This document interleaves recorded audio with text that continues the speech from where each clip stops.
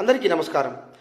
Greenland విషయంలో Denmark మరియు America మధ్య జరిగిన చర్చలు విఫలమవడంతో అమెరికా గ్రీన్లాండ్ని ఏ క్షణమైనా ఆక్రమించుకునే అవకాశం ఉన్నట్టుగా తెలుస్తోంది. అయితే ఇప్పటికే గ్రీన్లాండ్ వైపు డెన్మార్క్, జర్మనీ, ఫ్రాన్స్ సైనికులంతా కూడా వెళ్తున్నారు. ప్రస్తుతం ఈ యొక్క గ్రీన్లాండ్ ప్రైమ్ మినిస్టర్ జెన్ ఫ్రెడరిక్ నెల్సన్ మాత్రం ఏం చేయాలో తెలియని దిక్కుతోచని స్థితిలో పోరాడుతున్నట్టుగా తెలుస్తోంది. మిత్ర దేశాలను కూడా వదలకుండా ఈ యొక్క అమెరికా ఇప్పుడు గ్రీన్లాండ్ను ఆక్రమించాలని చూస్తోంది.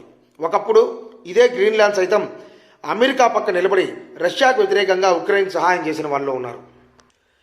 ఇంకోవైపు చూస్తే ఇరాన్ మరియు అమెరికా మధ్య యుద్ధం జరిగేలానే ఉంది.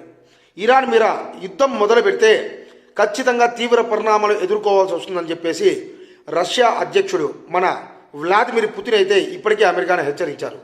అమెరికాతోనే యుద్ధ నౌకల్ని ఇరాన్ వైపు పంపిస్తూ ఉంటే ఇరాన్ మాత్రం అన్నిటికీ సర్వసన్నద్ధంగానే ఉన్నామని చెప్పేసి ప్రకటించింది.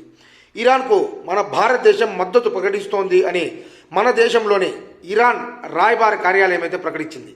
ఇరాన్లో ఉన్న భారతీయులందరినీ కూడా ఏ రూపంగానైనా వెంటనే మన యొక్క భారత్కి వచ్చేయాలని చెప్పేసి భారతదేశం కూడా కోరుతోంది. అయితే ఈరోజు ఉదయం వచ్చిన కథనాల మేరకు పాకిస్తాన్లోని డాన్ అనే పత్రిక రాసిన కథనం మేరకు ప్రస్తుతం అయితే అమెరికా ఇరాన్ మీద చేయాలనుకుంటున్న యుద్ధాన్ని అయితే కాస్త వెనక్కు మళ్ళించినట్టుగా తెలుస్తోంది. ఈ వీడియో నచ్చితే లైక్ చేయండి, షేర్ చేయండి, మరియు మీ యొక్క అభిప్రాయాన్ని కామెంట్ రూపంలో తెలియజేయండి. మన ఛానల్ని మాత్రం తప్పకుండా సబ్స్క్రైబ్ చేసి బెల్ ఐకాన్ని కొట్టండి. జై హింద్.